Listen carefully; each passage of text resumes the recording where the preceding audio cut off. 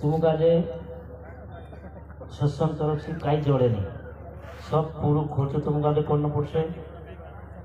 हम आवश्यक हम लोग खर्च भी तुमको करना पड़ছে। बुला सकते हैं हम उधर नहीं आते, हम कार्यक्रम में जाते हैं।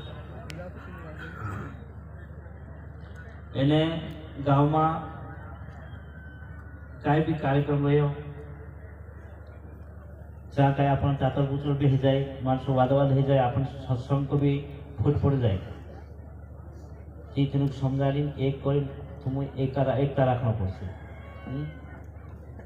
क्या चुनाव मुनाते काही नहीं, पार्टी मारते क्या पड़े नहीं। चुनाव जाके चुनाव रखे, पार्टी जाके पार्टी रखे। फूल का सर महाराज फूल का बेरे फूल महाराज जाके पड़े ना, अपन का जी कार्यक्रम करना पड़ছে। तो कल याद जाना नाखन पसंद कार्यक्रम दाहड़े तू नाखन पसंद अपन का जे मांगले अपना गांव में कोई मुखी मानुष भी कभी स्वर जाए,